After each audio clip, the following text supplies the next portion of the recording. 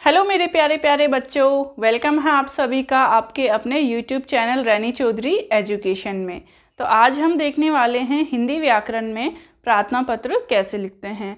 आपको छुट्टी लेनी हो, आप बीमार हो, घर पे शादी हो या और कोई काम हो, विद्यालय में बिना प्रार्थना पत्र के आपको अवकाश नहीं मिल सकता। तो उसके लिए आज हम प्रार्थना पत्र लिखना सीखेंगे। तो शुरू करते हैं। सबसे पहले हमें लिखना है सेवा में। क्या लिखना है बच्चों?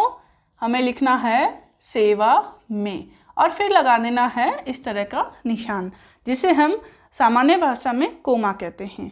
उसके बाद हम लिखेंगे श्रीमान। क्या लिखेंगे?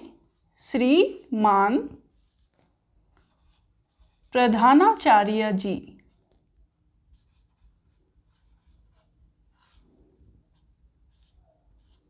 देखो बच्चों, अगर आपके प्रिंसिपल जो हैं वो मेल हैं तो आप ऐसा लिखेंगे। अगर आपके प्रिंसिपल फीमेल हैं तो आप यहाँ श्रीमती प्रधानाचार्य जी भी लिख सकते हैं। और अगर वो मेल फीमेल दोनों में से कोई भी हों लेकिन आप केवल ये लिखेंगे तो भी वो हो जाएगा बिल्कुल सही।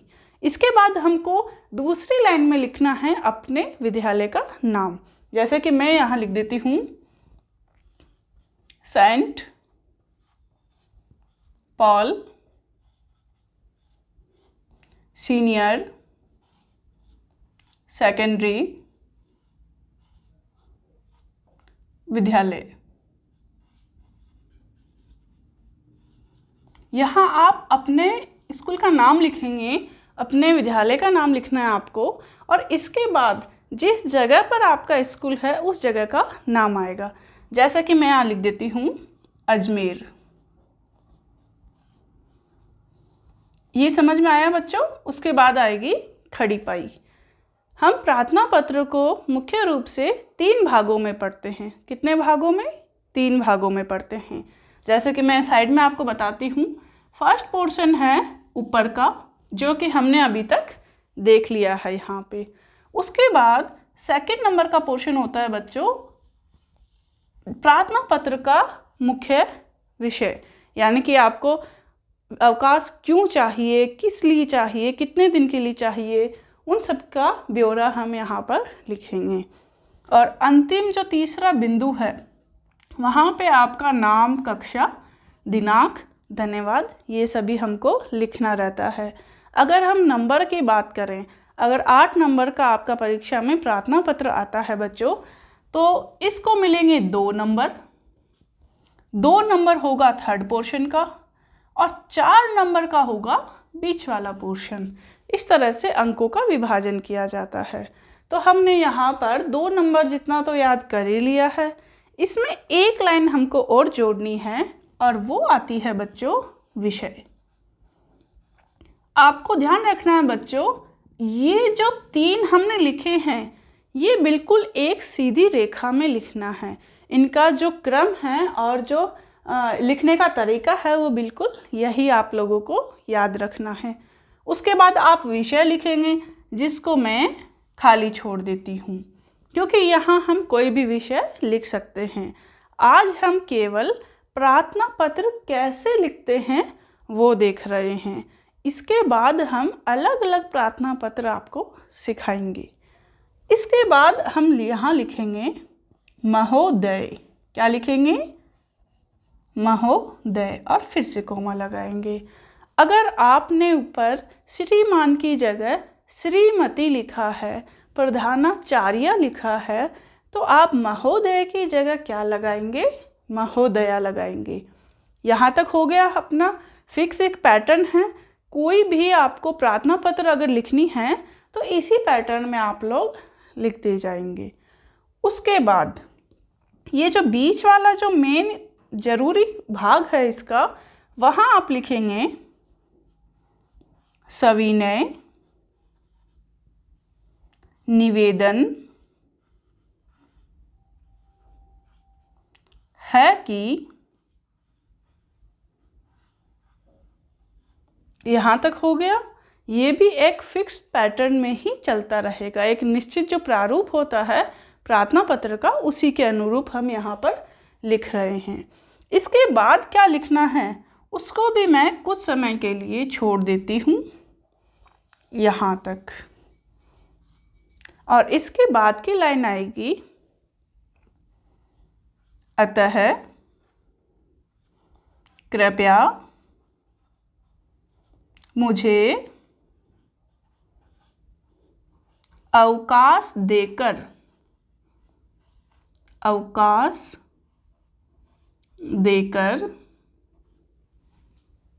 अनुग्रहित करें।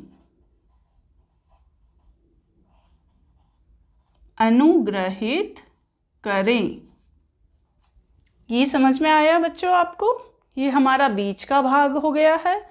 उसके बाद हमें क्या करना है, यहाँ हम लिखेंगे धन्यवाद, और उसके बाद हम इस तरफ लिखेंगे दिनांक। जैसे कि मैं आज के दिनांक लगा देती हूँ 15/11/2022, ये लिखा हमने। उसके बाद हम लिखेंगे आपका आज्ञाकारी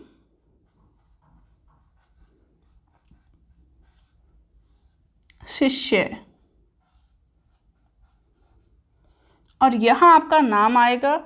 जैसे मैं यहाँ लिख देती हूँ मोक्ष। फिर हम लिखेंगे अपनी कक्षा, जैसे कि मैंने लिखा 4th, कक्षा 4। और इसके बाद हम चाहें तो अपना रोल नंबर लिख सकते हैं, जस्ट लाइक 24th। ये तो एक फिक्स पैटर्न हुआ बच्चों कि किस तरह हमें अवकाश के लिए प्रार्थना पत्र लिखना चाहिए। अब इसमें मैं एक आपको बता देती हूँ, जैसे कि आपको 2 दिन का अवकाश चाहिए। आपको कल रात से बुखार आ रहा है तेज, 2 दिन के अवकाश के लिए इस निश्चित प्रारूप का तो आप स्क्रीनशॉट ले लीजिए ताकि आप इसको अच्छे से बना सकें। अब अगर हम प्रार्थना पत्र के विषय की बात करें तो जो हमारा विषय होगा बच्चों, वही हमारा इन रिक्त स्थानों में शब्द वाक्य आएगा। हम बनाकर देखते हैं। 2 दिन का अवकाश चाहिए क्योंकि आपको बुखार आ रहा है, तो लिखिएगा यहाँ पर 2 दिन के अवकाश हेतु। ये हो गया बच्चों। अब देखो 2 दिन का अवकाश तो आपको चाहिए, और फिलहाल हम बुखार की बात कर रहे हैं। कल रात से तेज बुखार आया है आपको, तो पहले तो उसको लिख लेते हैं हम। सविनय निवेदन है कि मुझे कल रात से तेज बुखार है, इसलिए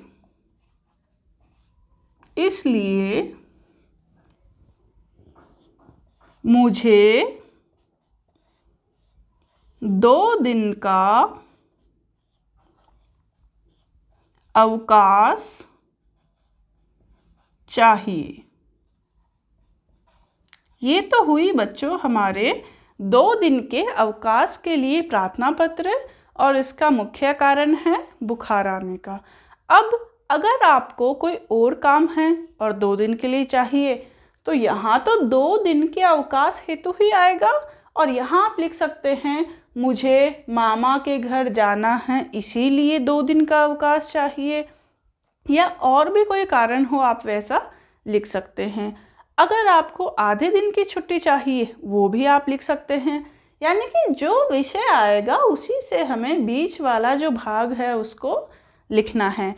आपको मामा की शादी में जाना है, चाचा की शादी में जाना है, वो भी आप यहाँ लिख सकते हैं। या फिर आपको घर पे कुछ ज़रूरी कार्य है तो आप यहाँ लिख देंगे 1 दिन के अवकाश हेतु, और मुझे घर पर आवश्यक कार्य है इसीलिए 1 दिन का अवकाश मुझे चाहिए।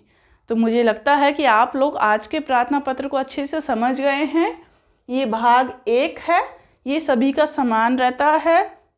यहाँ बीच वाले लाइन में हमने स्कूल का, अपने विद्यालय का नाम हमको लिखना होता है और इसके नीचे तीसरे नंबर पर हमें अपने जगह का नाम लिखना होता है।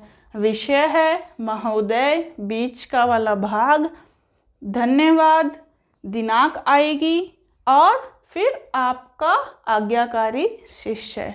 अगर आप लड़की हैं तो आप इसकी जगह क्या लिखेंगे, आपकी आज्ञाकारी शिष्या, और फिर अपना नाम, कक्षा और अपना रोल नंबर।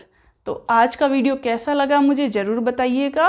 अब इसमें अलग अलग तरह के जो प्रार्थना पत्र होते हैं वो हम अगले वीडियो में आपको बताएंगे। तो अपना बहुत सारा ध्यान रखिएगा।